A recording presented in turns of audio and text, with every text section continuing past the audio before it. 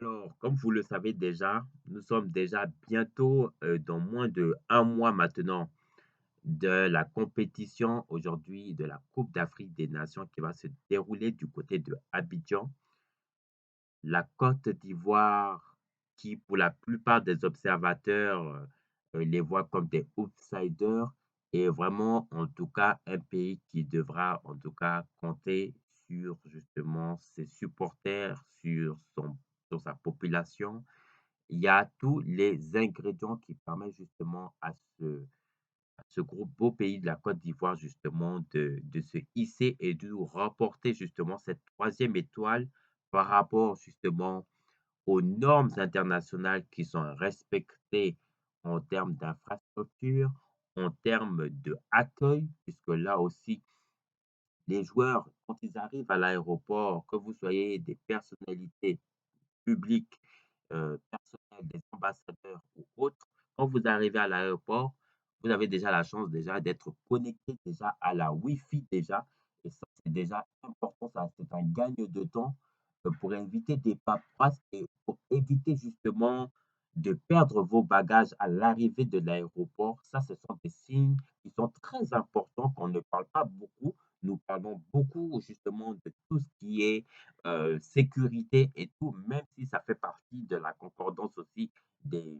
normes justement de cette compétition. Mais il y a aussi des détails qui est très important, qui n'est pas que seulement des détails de sécurité, mais qui sont des détails aussi qui sont très importants pour les prochains justement événements de la CAN,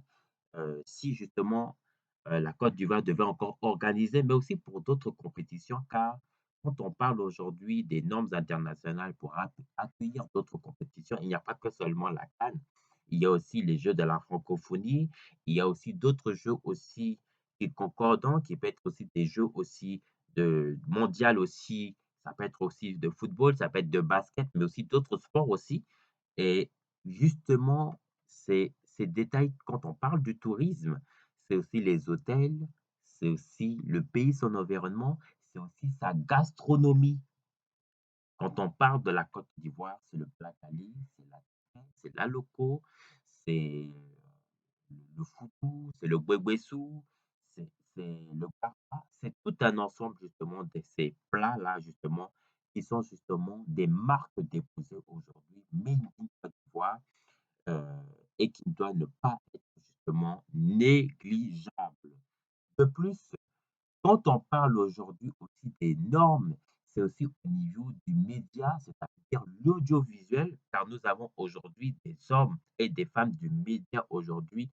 qui, justement, par rapport aux infrastructures, respectent aussi, là aussi encore, des normes internationales pour permettre justement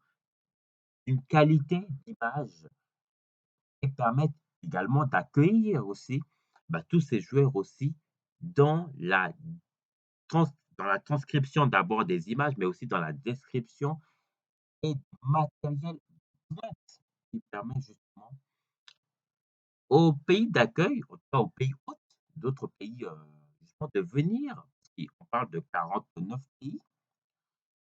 de venir justement dans les conditions les plus adéquates qu'un pays crédible, un pays devrait avoir et tous ces ingrédients sont réunis justement pour que la Côte d'Ivoire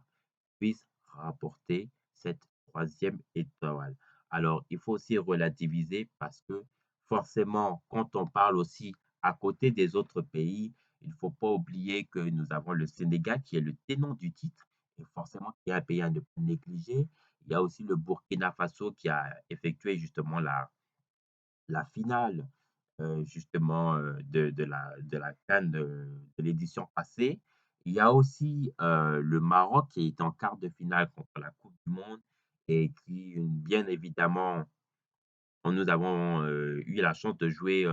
au Filicia contre la Côte d'Ivoire où il y a eu un but partout. Tout ça, ce sont aussi des indicateurs aussi à laquelle nous pouvons aussi espérer de gagner puisque lors de ce match-là qui se confrontait au Maroc, nous avons eu des indicateurs qui montraient que vraiment, en tout cas, si on se confortait à ce match-là, le Maroc ne faisait pas le poids contre la Côte d'Ivoire. Mais voilà, comme on dit, il y a encore quelques ajustements encore à faire avant justement la compétition. les joueurs doivent garder cette même mentalité, justement, cette même solidarité, comprendre que c'est tout un peuple aujourd'hui de la Côte d'Ivoire, dans les 4 coins du monde, des supporters qui les soutiennent. Moi-même, de toute façon, je serai déjà avec mes maillots des ambassadeurs, mais aussi mon maillot professionnel orange, blanc, vert pour parler du match et de l'après-match justement de la Côte d'Ivoire. Donc pour toutes les personnes qui ne voudraient ne pas manquer justement ces, ces